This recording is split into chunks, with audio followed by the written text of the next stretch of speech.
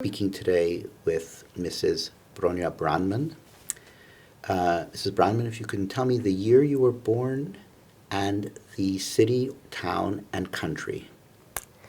Okay, I was born in 1931 in a small town in Poland. The town is Jaworzno. And why don't we start with some of your early memories?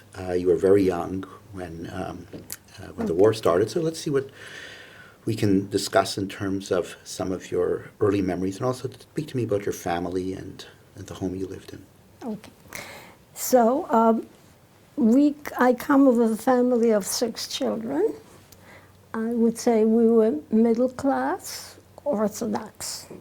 Now, public school was compulsory in Poland, so we attended public school in the morning and Beis Yankov, religious school, in the afternoon.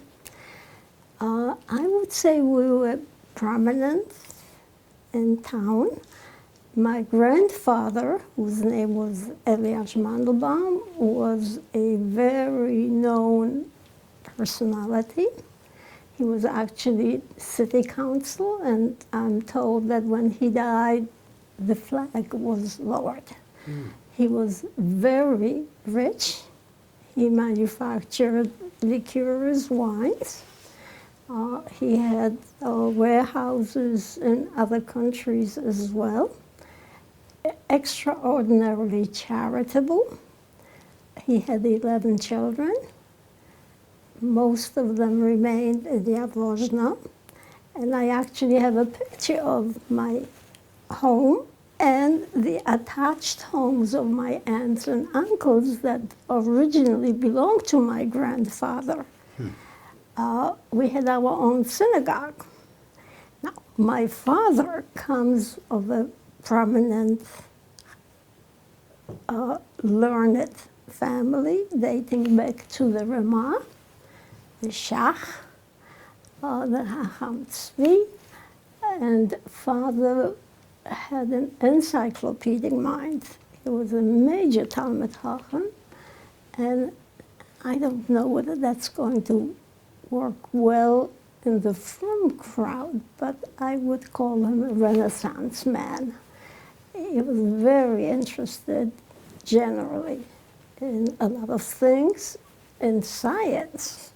He read scientific magazines.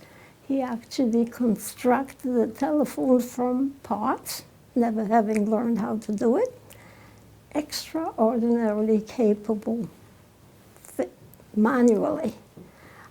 He could fix a watch, he could fix the plumbing, he could fix electricity. He would really do anything he wished. Father was a formal type. He was not his children's friend. Father was on a pedestal. Now, they say about my grandfather that because he was well-to-do, when it came to shidduchim, to matches, marriage matches, he did not look for money, but he looked for yichas. He looked for family background and learning. So my uncles and aunts came from all over, most of them from prominent families. So my father was poor, actually, because he lost his father at the age of 3, but he was a major Talmud Chacham, and he had his credentials. Now, anti-Semitism was very strong. Could you speak about your mother? Could you speak about your mother a little bit? My mother was extremely warm and nurturing. And she was very wise. Her siblings called her the advocat, the lawyer. They came to her for advice. And she prided herself on being able to quote Schiller and Goethe. And she had a passion for ballroom dancing. And we girls inherited that passion. You know, I'll be a little bit ridiculous when I tell you this. when I speak about the Holocaust, and I speak about my mother, I can't refrain from saying occasionally, because certainly not, kids would not appreciate this, maybe no one appreciates it. He was so passionate about dancing, even my children, that when I'm on my deathbed, I will get up and hear dance music. I'll get up for the last dance. I feel pretty ridiculous talking about it, but it's somehow such a strong feeling. So what is the Dancing. memory? What is that memory? That's interesting. That's a beautiful memory. So you would have music in the house, and I then your would mother not would say- dance, and the I- kids would dance? No, I wouldn't say we had music. Uh-huh. My mother was known, you know, and my brother, the only one who survived, who actually was dyslexic and did not learn and caused father a lot of grief. Mm. And he felt very, well, having actually failed in school and wasn't learning. And father had the great expectations of his children being Talmidei Chachamim. He turns out to be a super genius. He passed away 3 years ago. He settled after he retired in California, and he invented machinery for his daughter, who was the biggest grower of organic vegetables, they say, in the United States, and some say the world. But he also writes very eloquent, I wouldn't say speaks, but writes. I don't know whether eloquently is the word for it, because it refers more to speaking. And he describes my mother as being the most gentle, the warmest, the most nurturing person he's ever met. Never raised her voice, never criticized us children. Was extremely frum, religious. She fasted twice a week. Never subjected us to her form of religion. She practiced it herself, but did not require us to follow these strictures that she followed. She was unusual. It seems that your brother really picked up this ability with machines and things from your father. You know, when I speak about my mother, I always wonder, since I was so young, to what degree I would be reliable. But when he writes, and he was 6 years older than I know that he's confirming what I thought and felt. So tell me a little bit more then about your siblings, other siblings aside from your brother. Tell me about them. We were 2 brothers and 4 sisters. The oldest was my sister. She was 8 years older than I. Her name was Mila. Mila was my idol. I thought that God, in his infinite wisdom, created a work of perfection like no one in the world. I thought she was the most beautiful, the most charming. People would say she lit up a room when she entered. And she had to be a saint because she tolerated me. I was a thorn in her side. I was a stubborn kid. And if I put it in my head I wanted something, I didn't give up. And she tolerated me. She was very much into the latest fashions. clothes was not ready-made. You had to make it to order. And we followed the latest fashions from magazines. Hairdos changed, boots became fashionable, would have been very fashionable today. And she worried about her waistline, just like any teenager. But she really was the apple of my eye. And your other sisters? Now, then came Mendek, the brother who survived, and then came Tulek. And Tulek, I always refer to him as my personal terrorist. He used to beat me up. He used to take away my daily allowance. He threatened to break my toys. He had that perpetual twinkle in his eyes. And you always wondered, what did he do now? And what's he planning to do next? He cut cheder. He cut school. He came home to sleep after father was asleep because he was always in trouble. But my cousins tell me they loved him. He taught everyone how to ride a bike, and he had so much spunk and so much life to him. When there was a story in my family, they say my father's brother, who was a very meek, very gentle person when I knew him, exceptionally so, that he was so bad when he was young that his mother used to stand at the window with a first aid kit, expecting him to come home with an open skull. So I think I can just visualize my father wondering whether this son too will grow up to be so meek one day. That was true. Like, I came next. And I was considered a precocious child.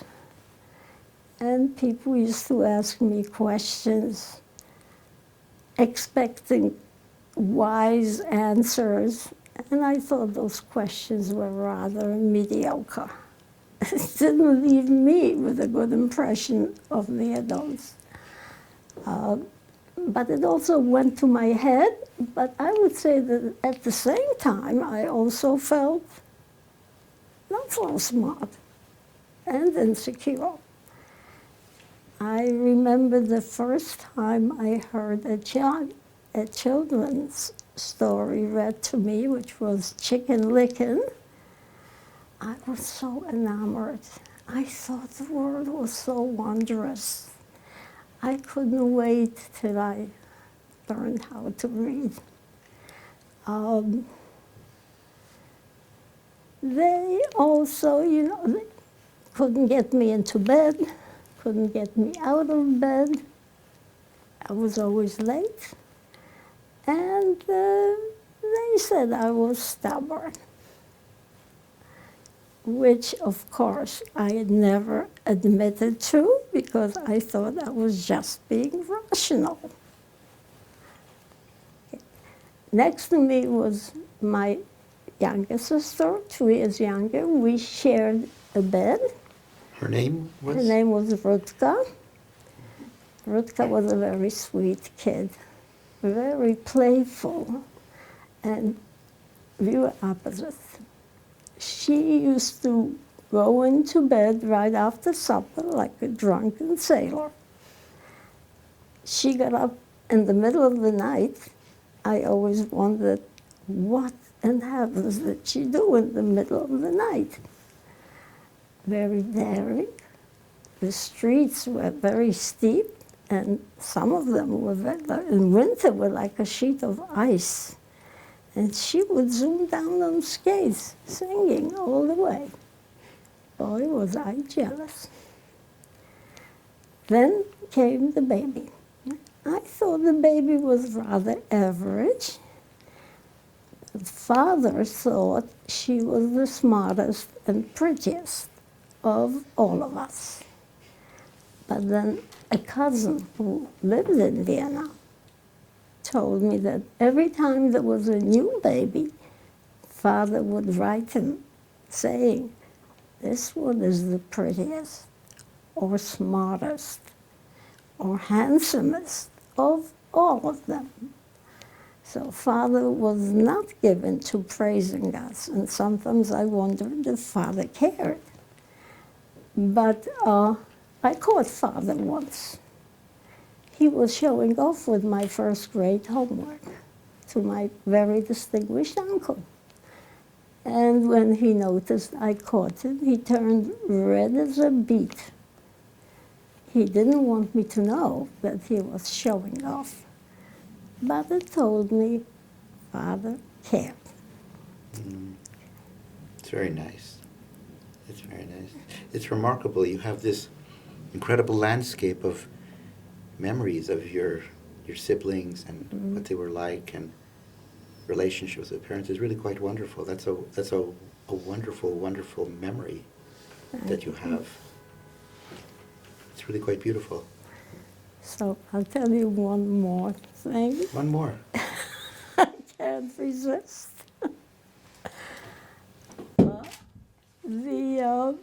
We had a maid, and one day she was describing my family to her friend. She thought I was sleeping. And when she talked about my younger sister, she described her as a very good, sweet kid. And then she pointed at me and she told her friend, this one is good for nothing. I think that had a great impact on my life. I never forgot it because I had to constantly prove myself that I was not good, good for nothing.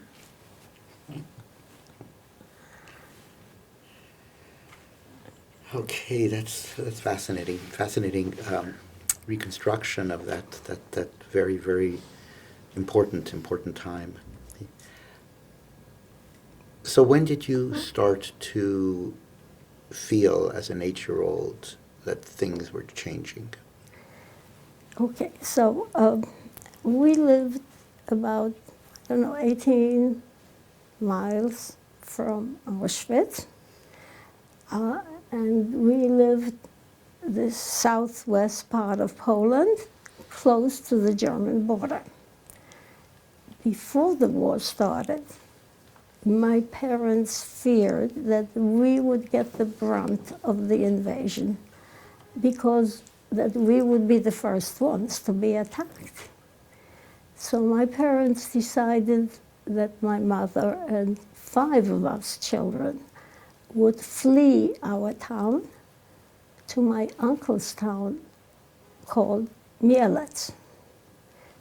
My father and my brother stayed behind. So on the very first day, when the Germans entered Mielec, in the middle of the night, we heard those horrible, threatening screams. They were kicking the doors with jackboots. They were screaming, "Damn the Jews, swine, get out." They had us come out in our nightgowns. They selected the men, they took them to the synagogue and burned them alive. And then they went to the slaughterhouse and butchered Jews. And this is something I did not know at the time, but I read it on the internet, that they hung them on meat hooks. I was 8 years old. I grew up very fast. I had a good sense, we all did, of what the Germans had in store for us. I also, at this young age, realized that my mother would be helpless. She would not be able to protect me. So eventually, we returned home to my father's experience. We owned a hardware store. They took my father to the basement of the store as my brother Mendel was watching. They told him to face the wall and raise his hands. They were going to shoot him. And as he waited to be shot, they were horsing around and kicking him, which seemed like an eternity. Eventually, they told him he can go. But Father was so traumatized, he never stepped into the store again. So, this is really just the beginning. And then, of course, so many things unfolded. You know, I feel that this can be an endless kind of a story. So I don't know where to cut corners, where to No, cut short. just continue. Just continue. So we returned home to practically a changed place. There were posters all over warning us at the pain of death what would happen if we did not follow certain orders. So we were allowed to remain in our home. By the way, excuse me. We lived in the market square.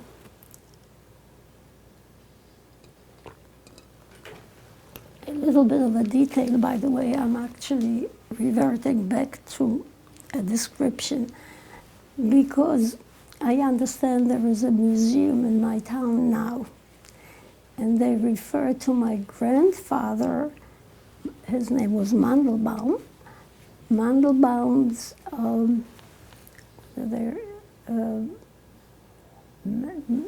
what did they refer to as, not mansion, but he owned a row of homes right in the middle of the market square. The word will come to me, they referred to my grandfather as being nobility. This was the inference. So we lived in the market square. And we were allowed to remain in our house. But people who lived, there was one prominent street, the equivalent of Fifth Avenue, called the Jagiellonska. People were not allowed to live there. So there were restrictions where you were allowed to live. All kinds of prohibitions came into effect. We had curfew, could not leave the house after 8.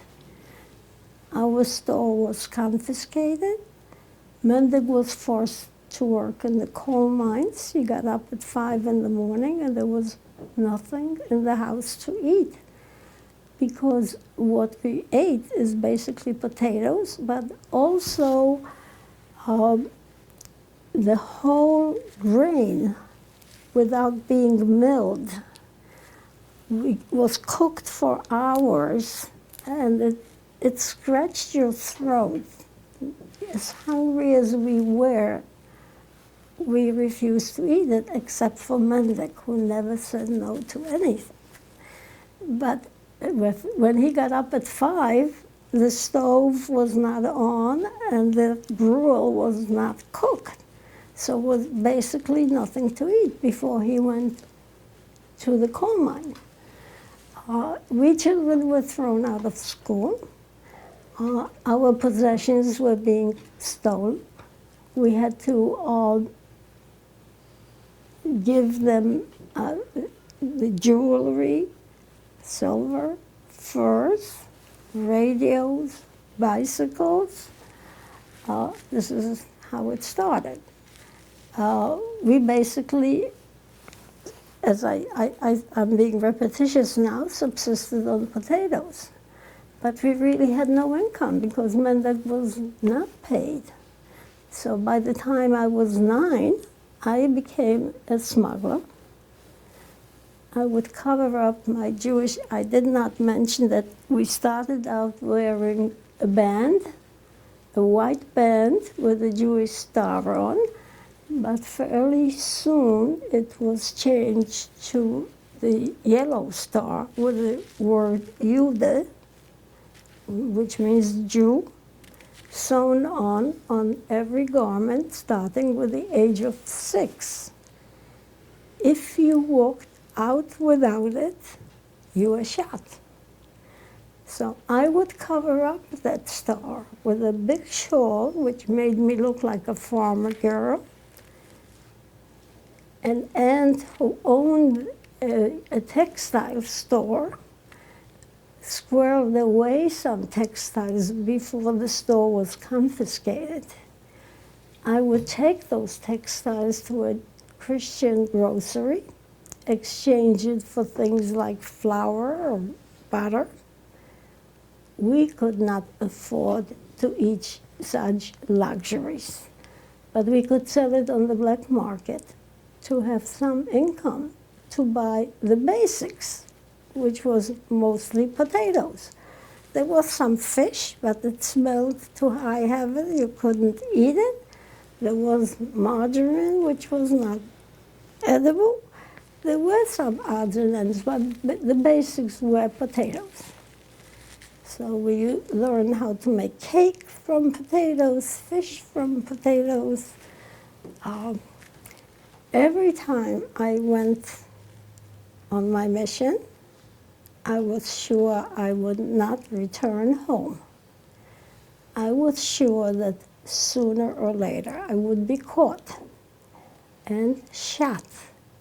And before being shot, I would most likely be tortured to reveal the names of my accomplices. I could not sleep at night. I couldn't tell my mother how scared I was. I knew her pain of having to send me on a mission like that, but we needed to eat.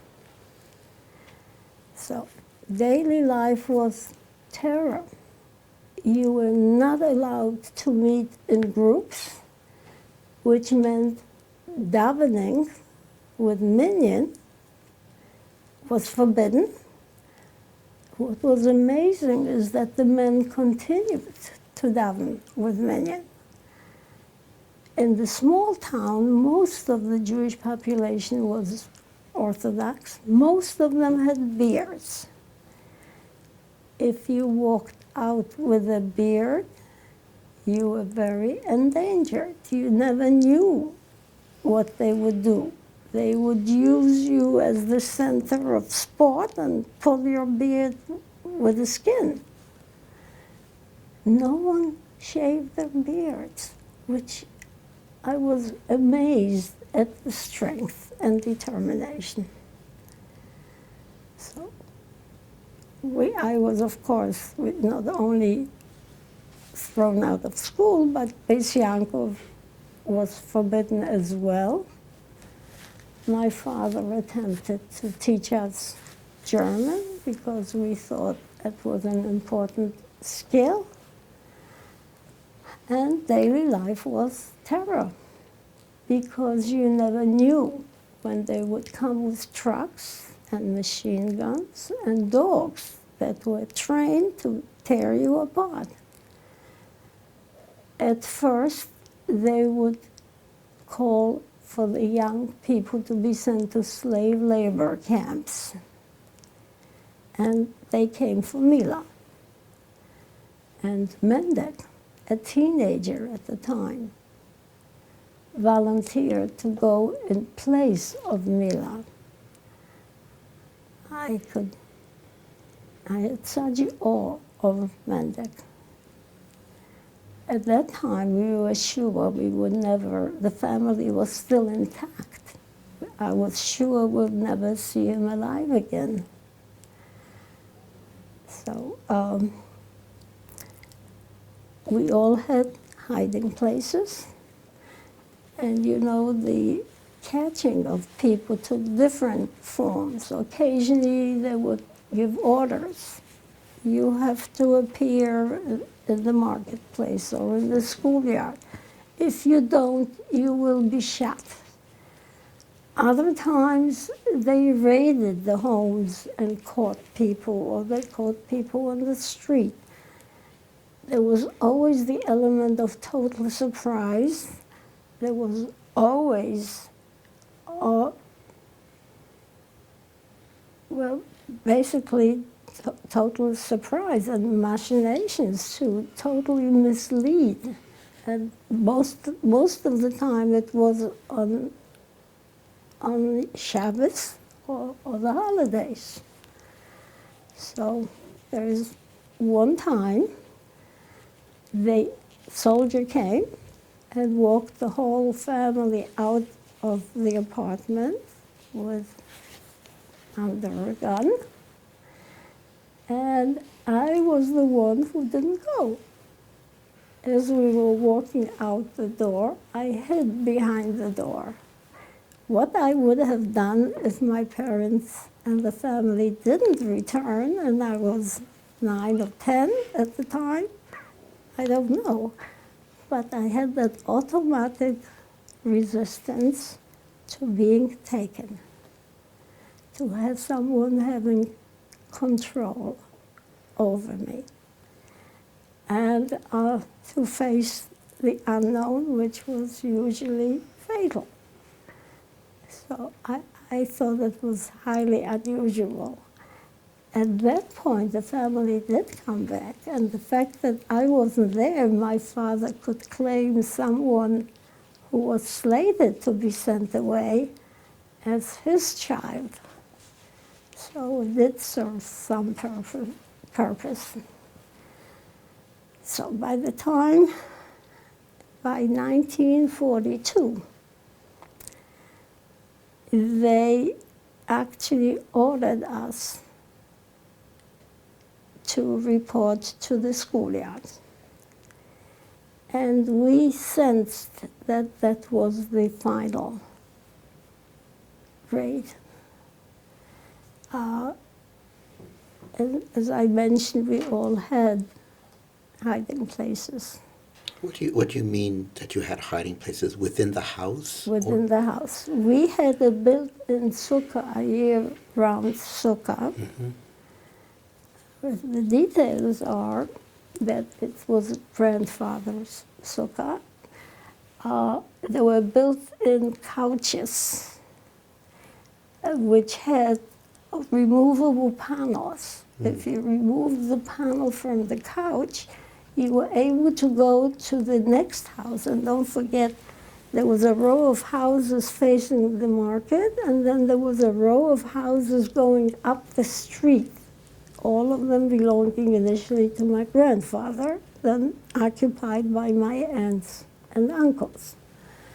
And when you opened the panels of the couch, you were able to go through a window to the next house, which was the only entrance to the attic of the next house. So it was a very good hiding place. So my father was taking a chance, telling Mila and my 2 baby sisters not to report, but to hide. And he could not take a chance of none of us not reporting. So my parents, Tulip, and I reported to the schoolyard. And many times before, when we reported, they selected some and the rest went home. This time, we knew none of us was going to return home. As the day wore on, the summer day, my mother whispered to me to run.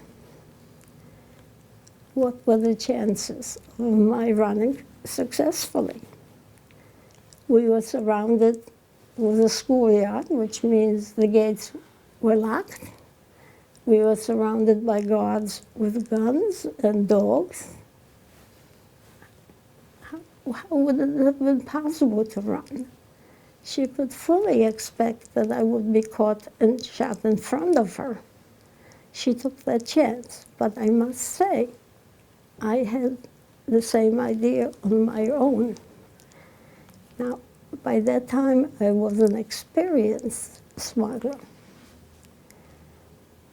I knew that if I ran, I'd draw their attention.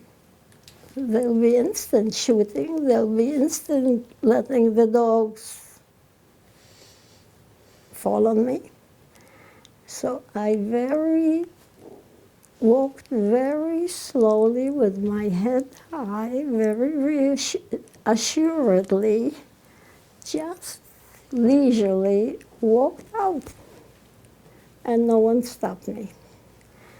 The danger was not over because I had the Jewish star sewn on, and the population was so anti-Semitic, the chances were that they would denounce me for a pound of sugar.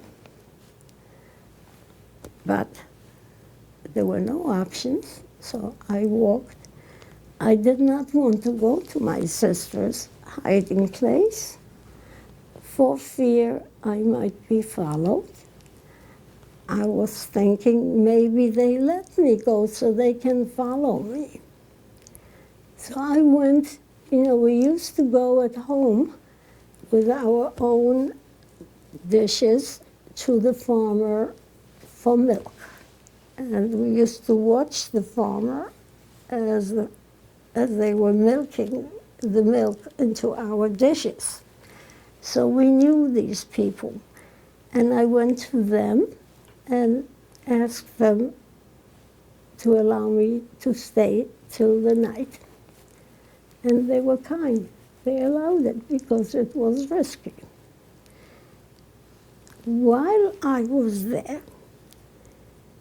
a full day. I was deliberating. Should I ask them to harbor me? I thought my chances were good because they were very old and sick. The man was blind. They had no children, and they were dirt poor. And they desperately needed help, and they were pretty much isolated. But then I realized if I stayed, I could not live as a Jew. I was 11 at the time. I decided I could not stay. Even though I knew the minute I walked out of their house, the likelihood was I wouldn't be apprehended. So at night, I walked to my sister's hiding place. We only had our summer clothes on, and we ran all night to Sosnowiec. It was extremely traumatic because you ran through farms where the dogs were barking, which meant they would wake up the farmers, and the farmers would give us away.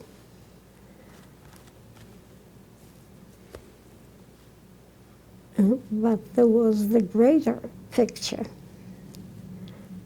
The greater picture was that we knew our parents and Tulip would be going to Auschwitz to be murdered. And as I look back at it, none of us, while we were running, said a word. None of us mourned. And as I look back at it, I think that was the beginning of something in us dying.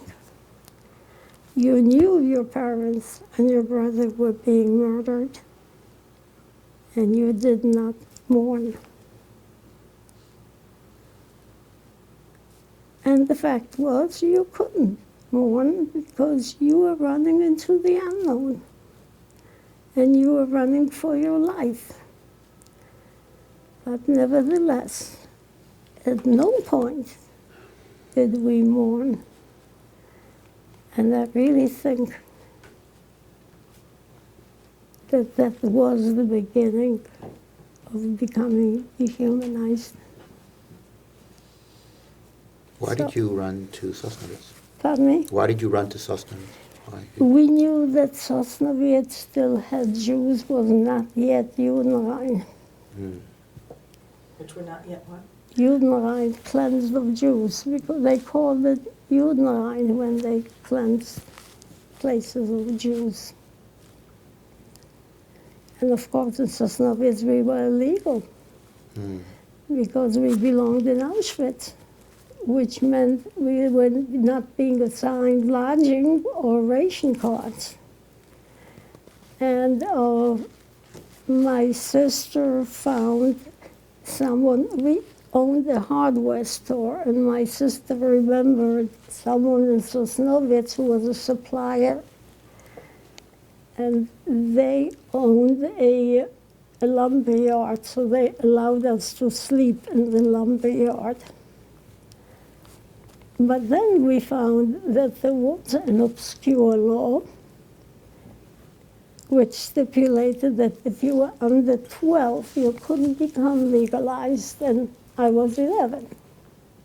So I became the head of the household. I had to deal with the authorities, which was very scary. And I was assigned a room and ration cards. Mila had to be in hiding most of the time. But then Sosnovitz became a ghetto. So we were moved to the ghetto. I continued smuggling live chickens because they were the most profitable ones. But can you picture having a live chicken under your shawl, passing a German guard with a gun pointed at you? If I squeeze the chicken, it might squawk. If I loosen my grip, it might get away. Can you picture the terror? But we needed to eat. So Sosnovitz was another, there were raids continuously, there was starvation. The room that I was assigned in the ghetto eventually had 13 people, illegal people. Yeah. How long were you in the Sosnovitz ghetto? Well, we were in Sosnovitz altogether for a year because we came the summer of 42, and then summer of 43 is when they sent the last people to Auschwitz. You and I. And throughout this entire year, Yeah. you were involved in the same activities. You were smuggling, and you were... Actually, in the beginning, not as much, because the Judenrat had some provisions for orphans. So they actually even had arts and crafts, performances. They tried to make it as livable as possible in the beginning. But once you went into the ghetto, all of this stopped. And I was mostly smuggling in the ghetto. And your sister was in hiding She all had this. to be in hiding most of the time, yes. So the end of the Sosnovitz ghetto, what was that about? Tell me about how you came to the realization that the ghetto was coming to an end and the deportations. Okay, so we knew there was a raid. We knew. And we all had camouflage areas for hiding. So we had a basement that was camouflaged. And we shared it with a neighbor. And the neighbor had a baby. And when the Germans, we were hiding in the basement, and when we heard the Germans overhead and the dogs, the baby started crying. What was the mother to do? We were all at risk. She found herself suffocating her baby. Unfortunately, they found us anyway, and they took us to the railroad tracks. They took us first to a gathering place. They had a huge area with a huge amount of people. From there, they took us to the railroad tracks, herded us into cattle cars, and took us to Auschwitz.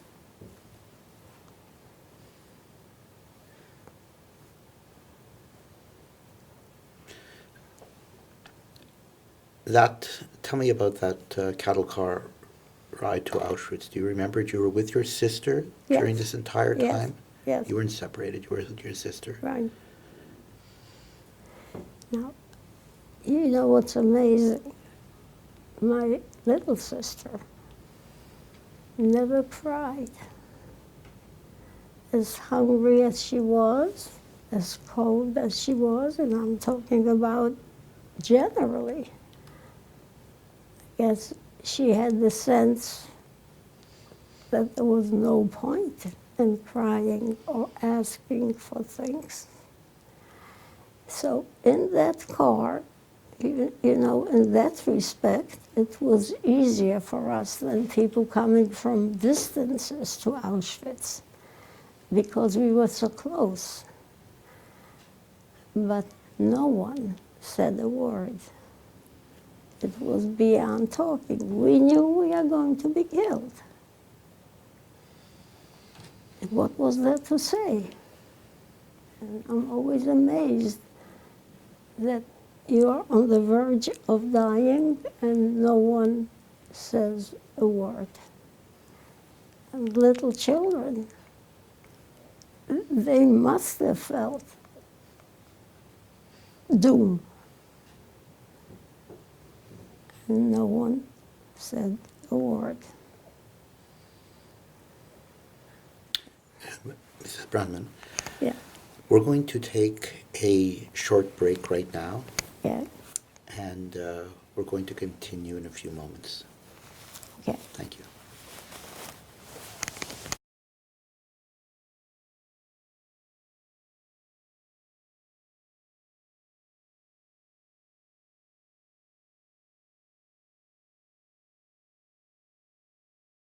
So perhaps we can start there. Okay. So we arrived in Auschwitz. The train doors were opened. We were met by a horde of guards with guns and clubs and dogs. And we were told to leave everything behind. And schnell, schnell, schnell, schnell, the fear of God. You know you were going into the unknown, and you were rushed by tone and by movement. I think there was a purpose to the way that was handled, so you couldn't think.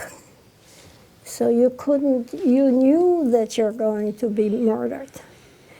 And you wanted to hang on to straws, to think of any possible way of saving yourself.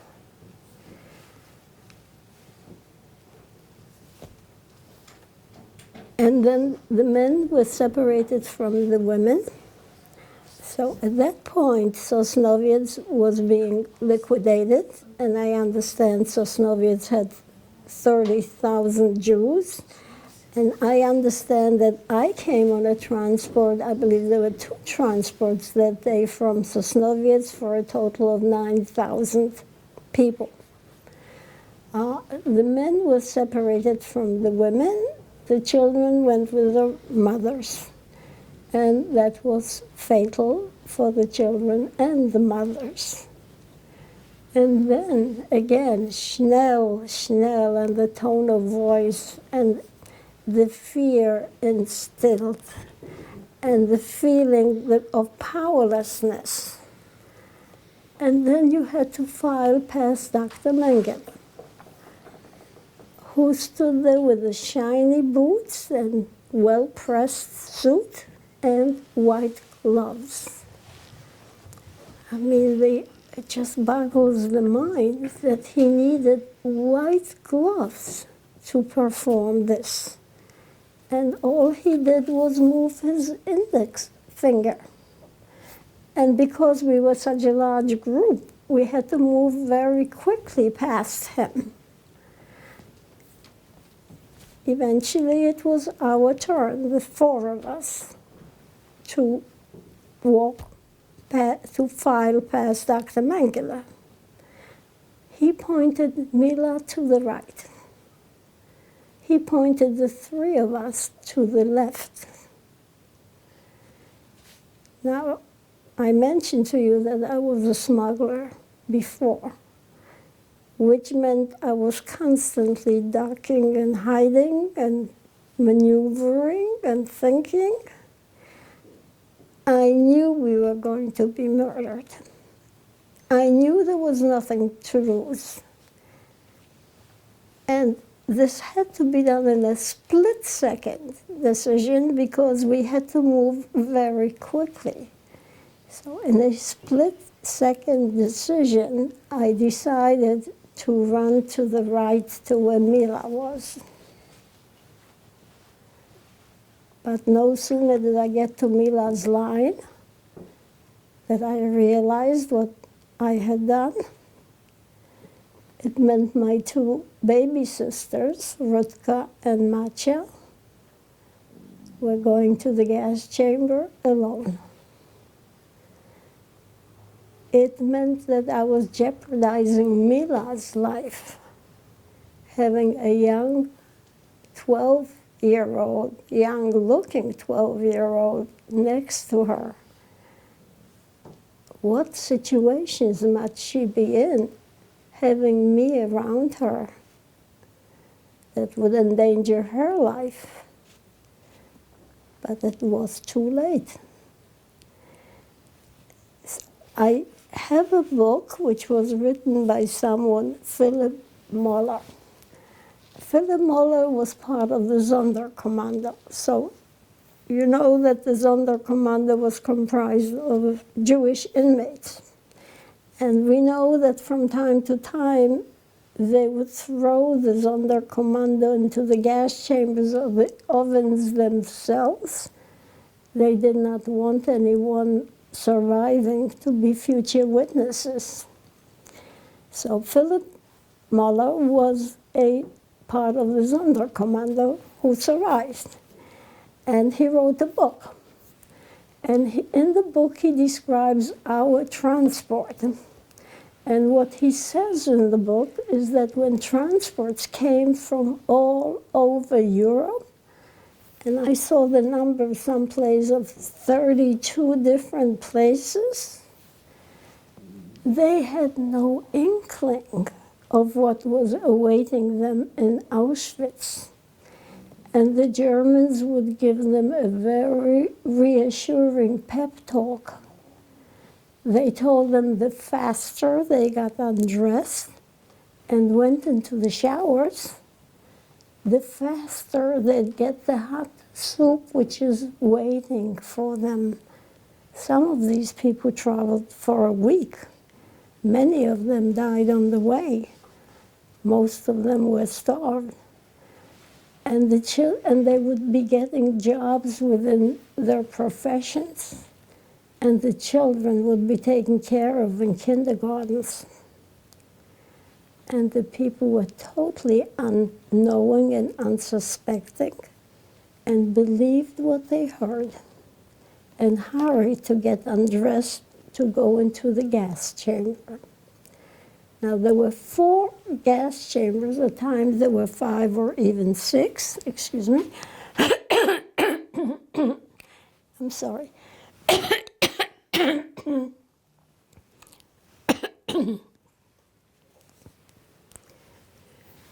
A gas chamber might fit 2,000 people.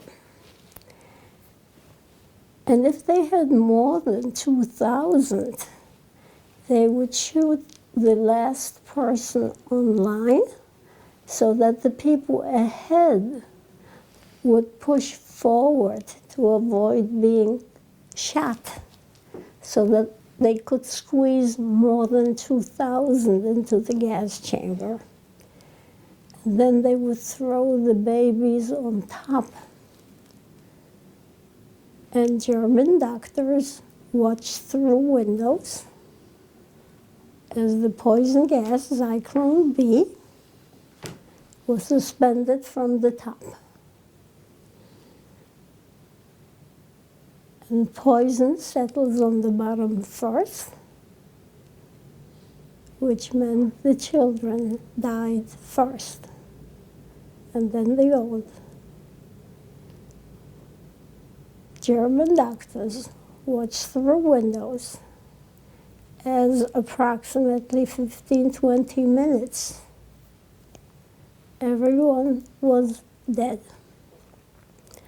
But Philip Muller talks about something else as well.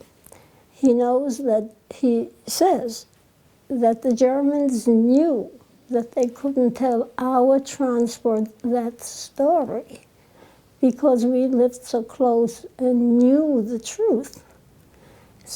And they expected resistance. So they prepared extra dogs and extra guards. And Philip Muller says it was the most brutal transport ever. And this is the transport where Rutka and Matja were alone.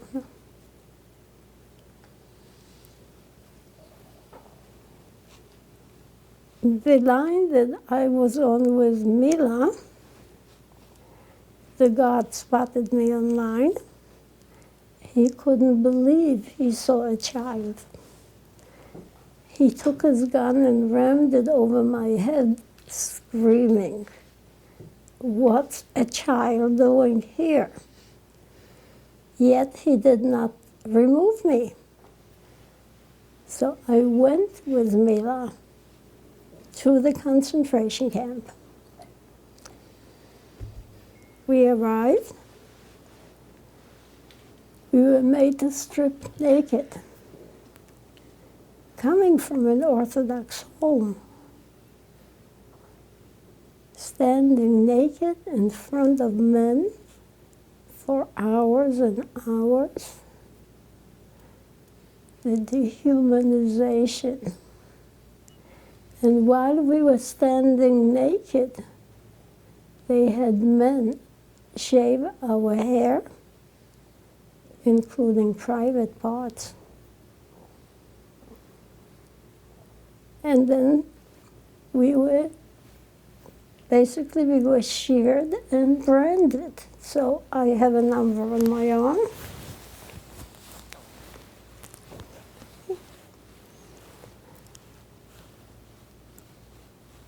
And then we were given one garment. Mine was a dress to the floor. They had no children's clothes. They did not care what size anyone got. So someone very big could get a small size, and somebody small could get a big size. No underwear and no shoes, but a pair of wooden clogs and no socks. shoes, clogs don't bend when you walk. You don't walk, you shuffle. And Auschwitz was built on a swamp. It used to be an army camp, so it was originally, the barracks were originally built for horses. And our feet swell and were full of pus in no time. The shoes, the wooden clogs were forever stuck in the mud. And then we received one possession, a possession which I owned for the next 2 years. And that was a tin bowl suspended by a string on the waistline. No spoon. And then we were assigned to a barrack. And the barrack consisted of, again, the numbers is something that I cannot attest to. It's mostly what I read on the internet, and some say 500 or more to a barrack. The barracks consisted of wooden planks, 3 tiers high, covered by straw. 10 people with 1 blanket. And this is something that I read, is the space allotted us was the size of a coffin. If one person turned, everyone had to turn. And if you had to go at night to the latrine and you had to walk through the mud, you came back with muddy feet, and your muddy feet wet next to someone's face. We were woken up. Again, I cannot tell the time. The accounts that I read was anywhere from 4:30, or 5 perhaps, I'm not sure. I have not seen a clock for 2 years to be able to tell. Within minutes after being woken up, we had to vacate the barrack. And somebody was always assigned to make the bed hospital style.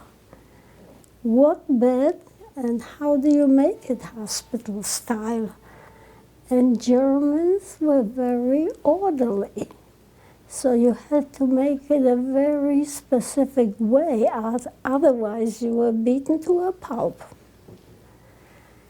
Getting out within minutes was no issue because we did not have to change our clothes. That one dress that we received, we slept in it. Combing your hair was no issue. We had no hair and no comb. Washing was no issue. There was no way to wash. There was no soap and there were no towels. There was some water. You couldn't drink the water in Auschwitz. You came down with dysentery. Then you were assigned to the latrine a very short period of time.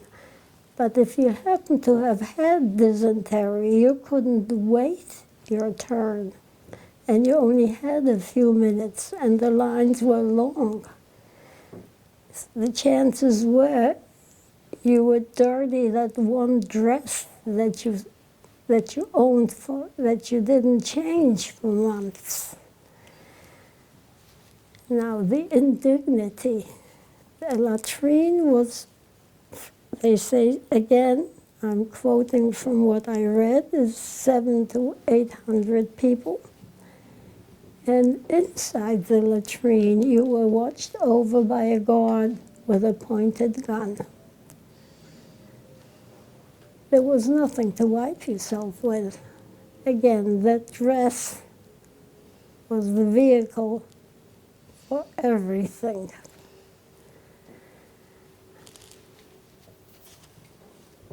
We then had to line up once we were out and stand at attention in every kind of weather. And we stood anywhere from 1 hour to a few hours because German industry kept on setting up concentration camps. Some say as many as 40 to 45 around Auschwitz that were part of the Auschwitz complex for the benefit of slave labor. And every day, every one of us had to be accounted for, the dead and the living. If there was a glitch, if there was one missing, then we stood for hours until every last one was accounted for. Excuse me, I have to clear my throat. I don't know whether you want to record it or stop the recording for a moment. Let me try some.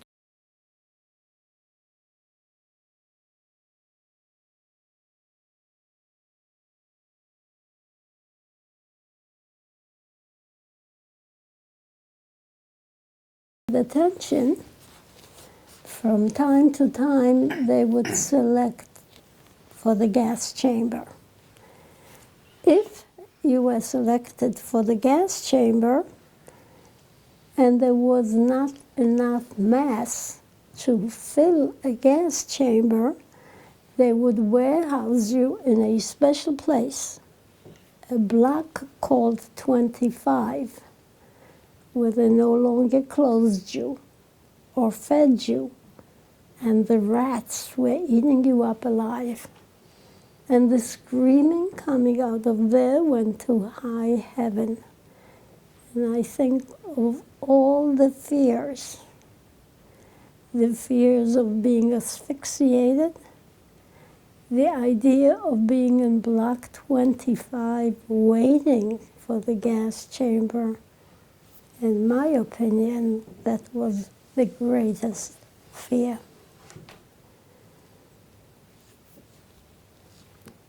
Breakfast was a bowl of green water. And after roll call, we would be marched for work. Work was not meant to be productive. It was meant to kill. At the end of the day, we would return. Food for the day was one slice of bread, some say made out of sawdust, and a bowl of watery soup. And how you prayed that you wouldn't get the soup from the top of the barrel, which would be water, that you would get it at least from the middle where something would swim in it. And you didn't want to know what was swimming in it. How can one describe the pain of hunger, of not eating for 2 years?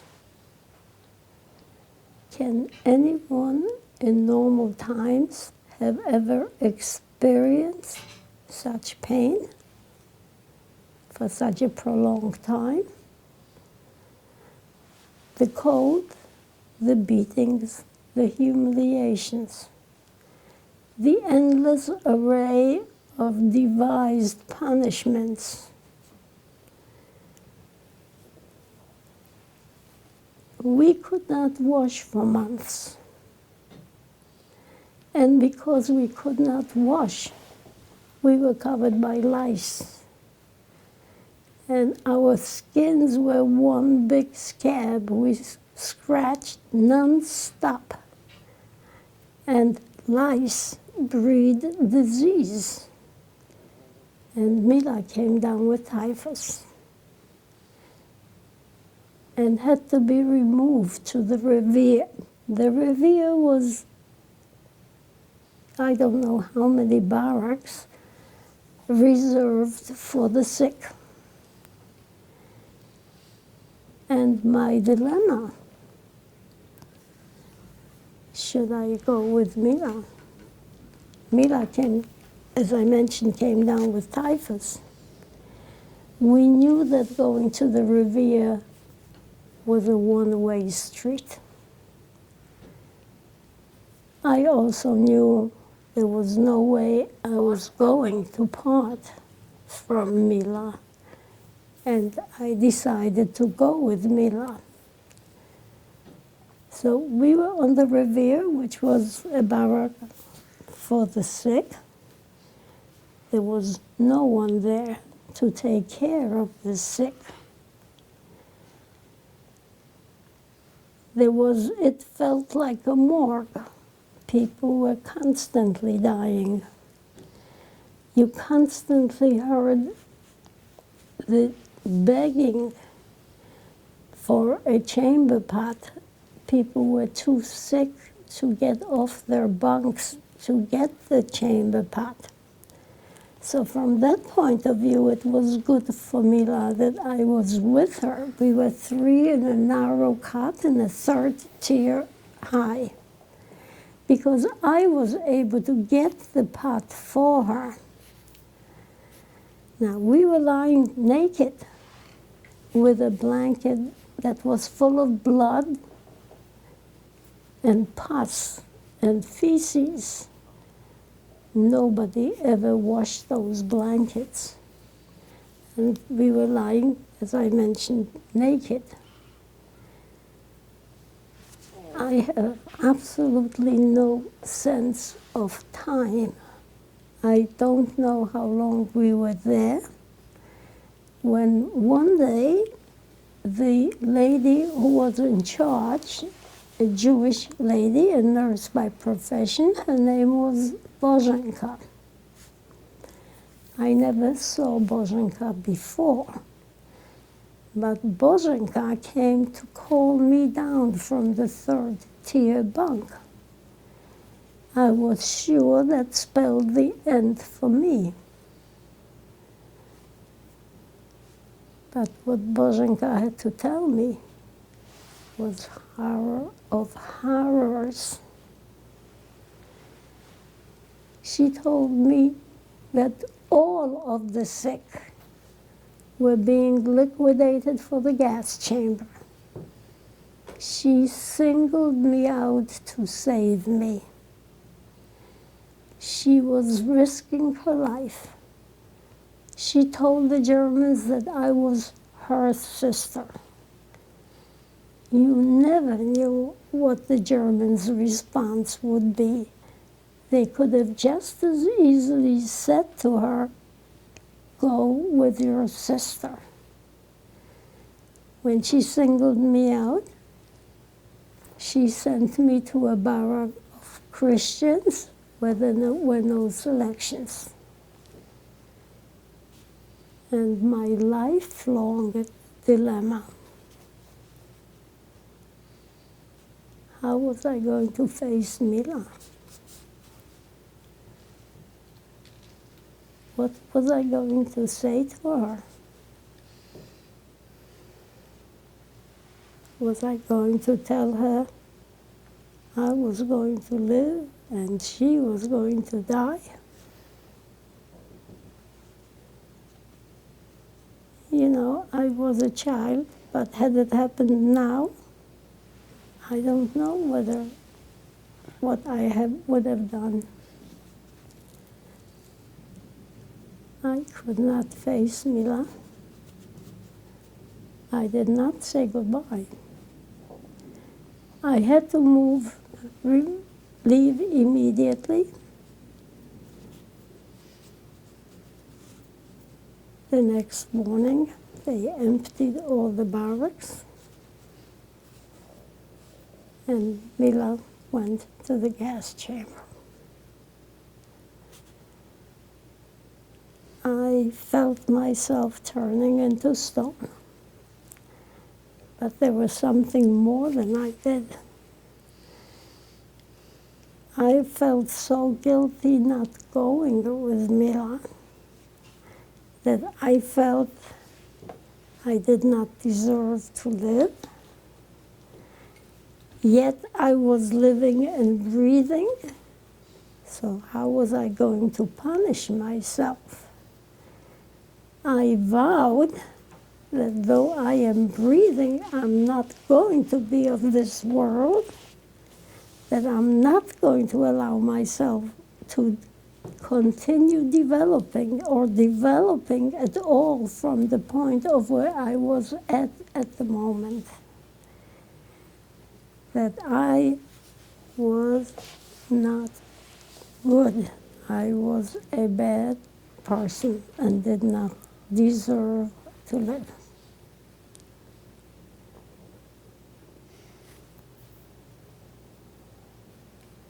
Actually, so I was in the Christian barrack. Mengele came to the Christian barrack to look for Jews. And my bunk was just literally a few feet away from the entrance. And when I saw him walk in a split-second decision, I ran to my next bed, cot, where two Christian women were with a blanket, and I hid between them under the blanket. But that was really within seconds. Mengele passed by and obviously did not see me. I was such a tiny skeleton. This is where being small and a skeleton actually came in handy. He did not see me. So I was saved then. But it didn't take long for me to come down with typhus. But I was very lucky throughout because Bożenka was helping me. She took me under her wings. So Mengele came around and had my number written down on the list for the gas chamber. And Bożenka pushed me to run after him as he was leaving for his car. I refused to go. I did not want to speak to that butcher.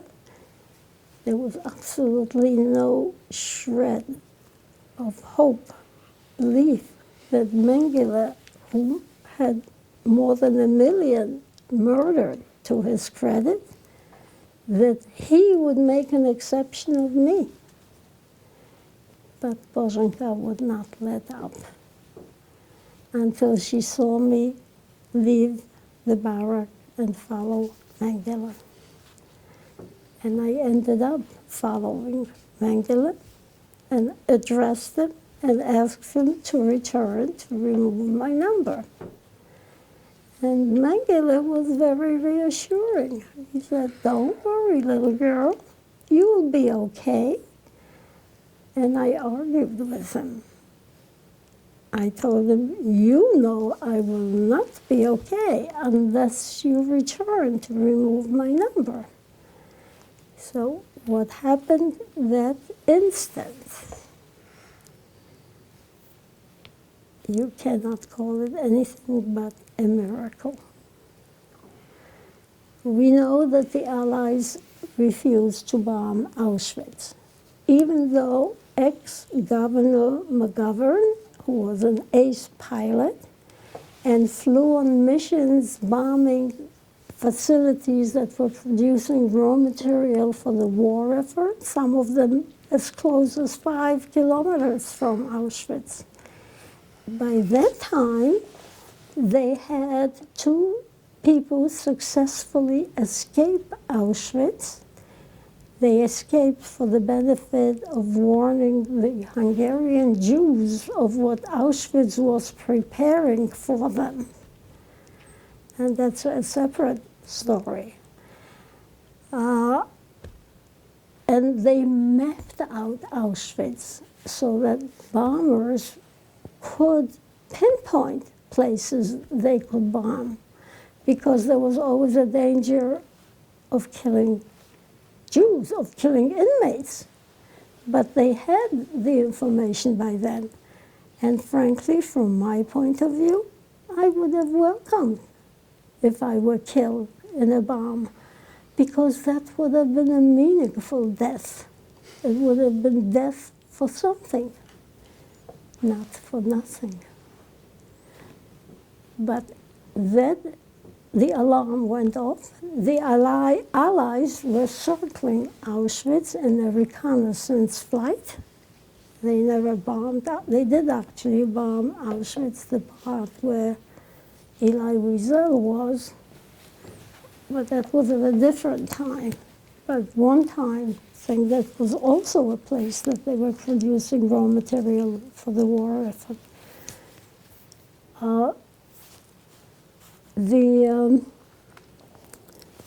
So there was the reconnaissance flight, and there was a siren went off. And Superman, Dr. Mengele, turned out to be a super coward. When he heard the siren, he turned ashen and shook with fear. And because he felt so vulnerable that particular instant, he called to his assistant as he was running to his car for cover to remove my number from the list. I understand that never, ever happened in Auschwitz. So that flight, the reconnaissance flight, saved my life. I will just fast forward to the end. When I woke up one day in a strange place, I had no idea how I came to be there. It turned out that I had a second bout of typhus, and I have, by the way, I have documents from Auschwitz to prove that. I have documents which indicate, so yeah, I woke up from a coma. It was due to high fever of typhus. I was in a coma for a month. Now, how do I know that I was in a coma for a month? Because I have 4 pieces of documents from Auschwitz. The first one is dated December 13. The last one is dated January 10, 45, where each time they are sending specimens to a laboratory to confirm typhus. Now, it's unheard of that they would send specimens to a laboratory. And my theory is, by that time, they were already bombed the gas chambers. They couldn't send me to the gas chamber. And that this was meant documentation for posterity. The humanitarian Germans were sending specimens to a laboratory. I cannot think of any other reason why they would send specimens to a laboratory. So by January 10, I was still in a coma. So I woke up 2 or 3 days before the death march, which was January 18, 1945. And when I woke up, there was a lot of commotion in Auschwitz and a lot of speculation. We knew the Russians liberated Poland. We knew they were about to liberate Auschwitz. And we knew that there was no way Germans are going to let us live. But how were they going to accomplish it on a last-minute basis? So, of course, they never lacked for ingenuity for murder. So they instituted the death marches. Now, this is something that I read, and it sort of defies belief, because I read that it was 40 below zero, and the snow was knee-high. So they gave us some bread, and they gave us, obviously, some cans of some food, and they did not feed us for the rest of the march. They did not give us any water. Now, the bread was eaten up most likely right away. The cans people threw out, I am told, because I don't recall that detail, because they were too weak to carry them. And I was on the death march, burning up with fever. Bożenka again came to my rescue. She found the wagon and put me on the wagon and pulled the wagon, but that wagon broke in no time. And she found a chair. She inverted me and put me on the chair and pulled the chair, and the chair broke in no time. And then I had to walk. And I do remember that at some point she was beating me up. I could not understand why at a time like this and why she would beat me up. Later on she explained she figured she could not make me walk, maintain the pace. And she beat me up to force me to maintain the pace, because if you slow down, you were shot. So for a while it worked. I continued, but try as I would, and I was desperate to live, because I had survived 5.5 years of the Holocaust. And to me, to die just before liberation was such an abomination. To die just before liberation, having survived that long under all these circumstances. And I tried with all my mind to maintain the pace, but I was slowing down. And Bożenka saw the gun being prepared for me to be shot. And she quickly grabbed me and carried me, risking her life again. A superhuman feat. How was she able to carry another person? So intermittently, I walked. And while I walked, she was supporting people in front of her and in back of her. Incredible human being. Unbelievable. Obviously, I made it. We came to Ravensbrück. Ravensbrück was built for 5,000 inmates, actually for German women and children. And I understand they had as many as 125,000 the marchers being taken to Ravensbrück. They had no room indoors. We were kept outdoors in driving snow and rain, and here extremely cold weather, I burning up with fever. The pain was incredible. Eventually, they sent the people out to different camps, but they would not allow me to leave. And Bożenka organized a group of people as they were scheduled to go to another camp. I was in the center. Again, I was such a tiny skeleton. The guards didn't see me, and I left with the group to the next camp, which was Neustadt-Glewer. In Neustadt-Glewer, they had some children, but their theory was, actually, they had Polish women with children there. I don't know how they came to be there. Their theory was that if you didn't work, you did not deserve to be fed. So the rations were not livable. Bożenka was working in the airplane factory. She received her food in the factory, and she saved it to share with me. So in May, beginning of May, we were liberated. First thing Bożenka did was she was looking for a cow to bring me milk.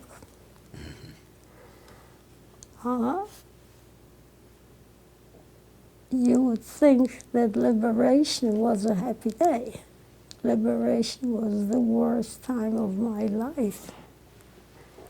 For the first time, I had the luxury of thinking and feeling.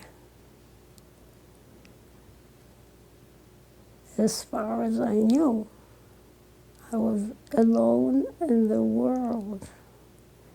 My mother had 11 siblings, and all of them had large families. We were 6, and my aunts had larger families. I knew that all of them perished. The question was, could my brother have survived? And I could not have imagined that he could have. It turns out he survived 6 or 7 concentration camps. So I found myself alone in the world. Where was I going to go and to whom? Word came back that people who tried to return to Poland had to run for their lives because they were murdering Jews after the war. They were afraid they claimed their homes back. So we were meandering through Germany aimlessly, fearing for the Russian soldiers who were raping women. Many times we slept in the forest. Eventually, Bożenka, who came from Slovakia, was returning home, and she invited me to go home with her to Slovakia. She did not know what she would find when she got there. Bożenka, by the way, came to Auschwitz a year before me.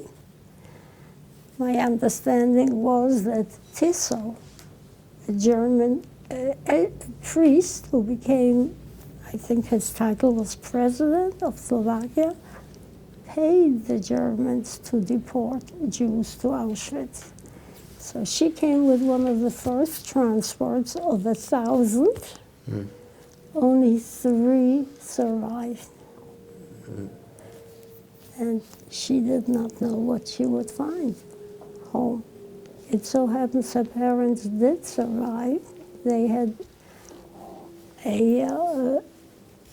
somehow they had an estate that was bequeathed to them, farm estate, a very huge farm estate, and they managed to survive on that estate.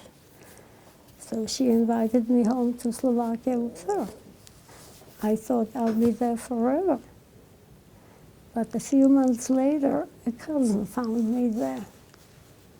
And by that time, he knew my brother survived and lived in Germany.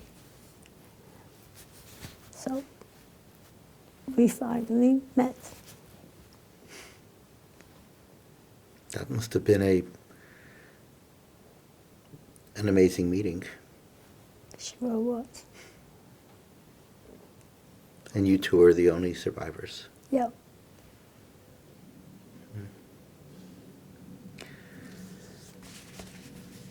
We're going to take a break now, Okay.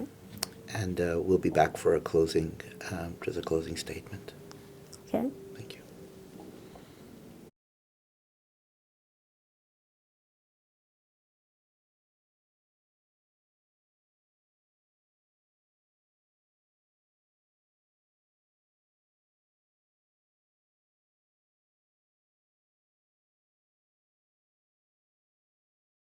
So we're returning Okay. now. We're So returning now. about Bożenka, I mean, the turns, the unexpected turns it took. So Bożenka was a saint beyond saints. Did you ever keep up a relationship with Boženka? Yes. She died at 96. Recently, I have a picture, my whole family, when, she lived in Florida at the end, northern Florida. We have pictures with her. She treated me, she always referred to me, Broniczka moja, my Broniczka. Always ended up, take care of yourself. Incredible person, never married because the Russians were there and there were not enough Jews, and she could not even have any correspondence with me until she came to the States in the 70s. But maintained, drove until 95, did her own shopping, cleaning and cooking. Wow. Maintained such integrity and such self-respect.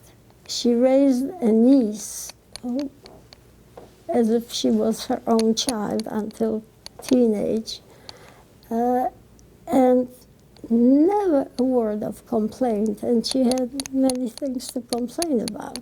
Never complained. But there is a curious phenomenon here. I should have been extremely beyond, she did more than a mother could. Why would she risk her life so many times? Was my life more important to her than her life? She risked so many times. Very seriously. I was deathly afraid of Boženka. I could never relax. Because Boženka knew how bad I was. Why would somebody in Auschwitz, a parent, would have lost feeling for a child? You are on the verge, you are not human anymore. You are an animal, and I have a theory about that. And I'm going to actually digress because I'll forget. My theory is that they constantly referred to us as bugs. The Zyklon B was initially created for killing cockroaches. And that's what they refer to us, that they had to reduce us to that state, because then you don't kill humans, you kill cockroaches, you kill bugs. You don't have to even feel guilty. You are performing a service for humanity, killing bugs, dangerous bugs. This is mine. And of course, if you kill everyone, look at all the loot you get, all the treasures that you get. You can live 10 lifetimes and not accumulate the kind of treasures that all of a sudden it's yours for the taking. It was so brilliant to achieve all that. And you had the children singing, children belonging to the Hitler Youth, singing daily. When the Jewish blood spurts from the knife, then all will be well. If you brainwash a country to that extent, we refer to people who plan somebody else's death, and not just death, but subjecting them to the most horrible bestiality before they die. It's not enough that you kill, you have to subject to that bestiality, endlessly using German or know-how German intelligence to create the most horrible things. So my theory is that that's one of, you always wonder, why? Why? So this is my theory, but here I'm going back to Boženka. She knew that I was no good. I didn't go with Mila. Why would she in Auschwitz maintain, she came on a transport of 1,000, 3 survived. Obviously, whatever I suffered, she suffered so much more. Not only a year more, but Auschwitz a year before was even much more gruesome. Why would she give her life to save someone who was good for nothing? Why? I expect the volcano to erupt any minute, and I was afraid. And then how do you show gratitude for somebody risking their lives so many times for you? How, as a human being, do you show this? And what do I have to show my gratitude? So in my mind, it took me years to realize that this was all my making. That Bosnia was none of what I imagined, was never critical, was never judgmental, never saw the things in me that I saw. And then the guilt, the endless guilt for having survived, the endless guilt for having made the wrong decisions. So I'm thinking I left my two baby sisters to go alone. But then it came to me, we're talking about 70 years now, so it didn't come to me 50 years ago, it came to me relatively recently. What came to me, if there is a fire, and I go back into the fire to rescue someone, there is a chance, yes, I might get killed, but there is a chance I might save someone. If I go with my sisters to the gas chamber, I'm 12 years old. I am dying. Would I be able to be big enough to give them support? Am I going to save them in any way? Why would I give my life to die for nothing? That did not stop me from feeling guilty. But here I did realize that it was not premeditated, because I was the experienced smuggler. I did by instinct. There is danger, somebody shoots you, you duck. So it was a knee-jerk reaction. You take your risk to live without being able to have the time or the thinking, should I be going with my baby sisters to the gas chamber? When it came to Mila, I had the time. I could have decided to go with her, and I decided not to go with her. So the Mila issue was weighing on my guilt feelings a lot more.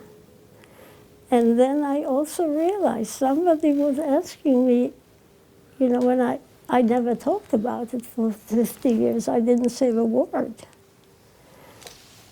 And this is why that's another theory I have, that people who didn't talk is because everybody had to make some decisions. And we judge ourselves mercilessly. Mm. And we feel that we have failed. And you cannot talk about it to expose yourself. So this is another one of my own theories. Mm. But with Mila, I'm coming back to that. Somebody asked me when I told them how guilt-ridden I was, and that was already relatively in recent years. They asked me, you have two daughters. If one daughter is slated for death, would you like the other daughter to go as well? And that was clear to me, of course not. And that sort of brought some relief, that it was my mind and not the reality, that guilt feelings. Yeah, but in affect, as a parent, it took I had all kinds of theories. I had a theory that I'm very selfish having children. how can I bring children into this world? I know what this world is about. And that having them was selfishness, but I have to bring them up as Amazons. They should be able to survive concentration camps. It took me a long time to realize my thinking. Yeah, and even today, I find that when I am in the pizza store, I have to sit in the back to have the whole view in front of me, because I have to be ready to act.